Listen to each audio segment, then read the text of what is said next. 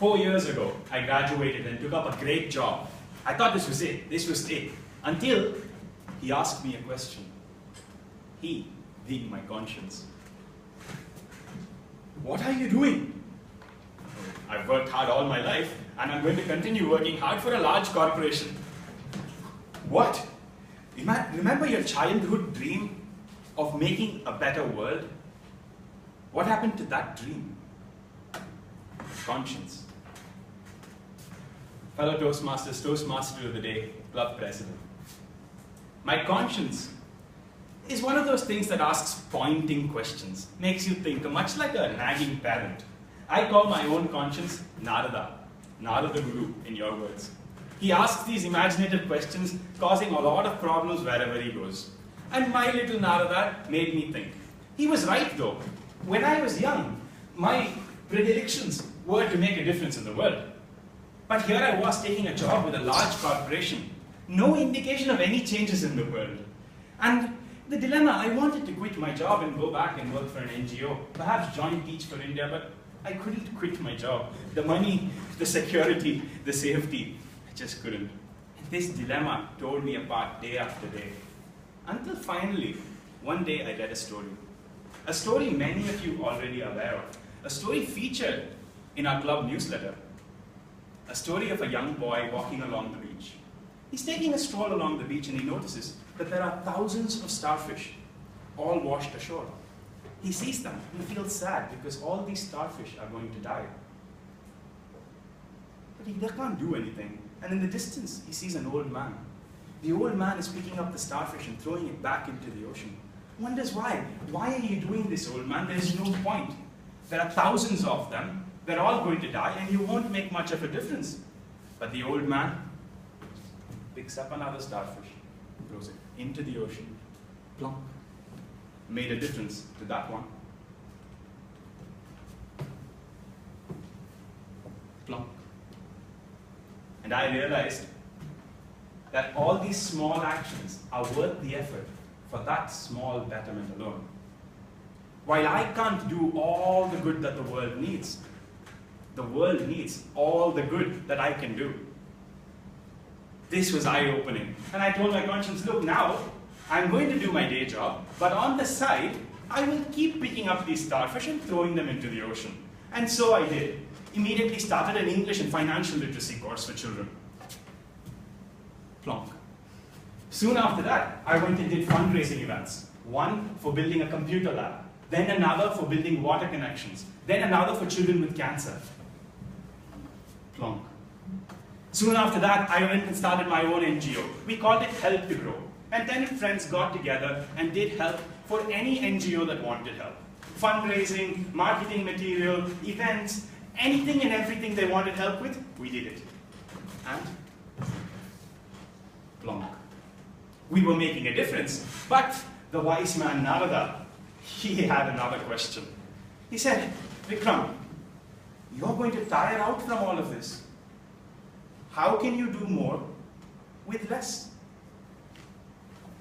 I was just making a difference and he already made me think. But this question led to Project 1%. 10 friends and me now donate 1% of our salary on an ongoing basis. We meet every month for 1 hour on Skype and discuss a charity that we want to donate to, and we make it happen. Simple.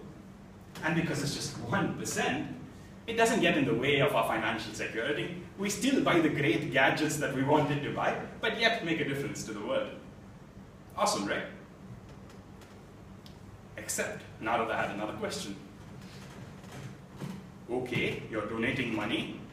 How do you know it's spent for the right thing? Have you seen the detailed analysis of how the money is spent? Detailed analysis for 1% of my salary. I don't do such detailed work even for 100% of my salary. And when I eat biryani, he doesn't ask any such questions. What's the detailed analysis of the cost of the biryani? 3 rupees for rice, 20 rupees for chicken, the sweat of the cook priceless. No such questions. But when I want to do a good deed, he asks me such questions. And it is a valid question, so fair enough, I tried to find an answer. I looked, but you know what I found out? The cost of doing such detailed analysis is higher than the amount I was donating. So I found a more lightweight approach. Now what do? I contact the person I want to donate to, talk to them, understand their work, see what progress they're going to make. And if I trust them, I continue to donate. Simple. Last month, for example, I visited a camp that I've been sponsoring for 2 years now. And this was a camp that was organized for 120 children from around India, all brought from slums, orphanages, and other underprivileged societies. And for 5 days, they were put together to learn about gender equality, leadership, responsibility. And the 2 days that I spent with them, I saw them grow. I saw them learn. I saw them transform.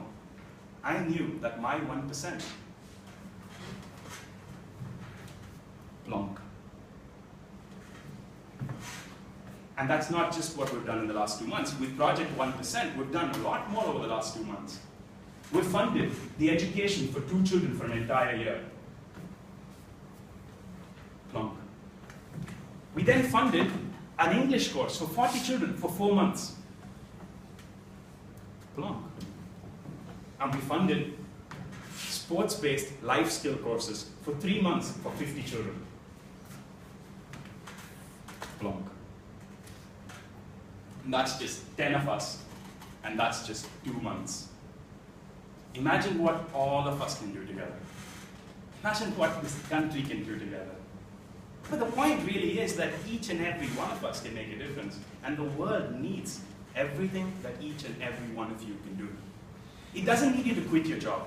It doesn't need you to spend a whole lot amount of time. It just needs you to do one small thing.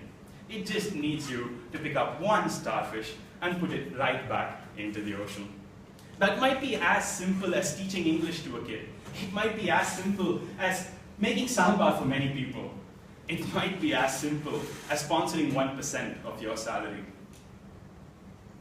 But you see, a better world exists out there, and it's each and every one of our responsibilities to make that world happen. It's each and every one of our responsibilities to take this starfish and put it back into the ocean. And hopefully one day, there will be no more starfish left on this beach. But until that day,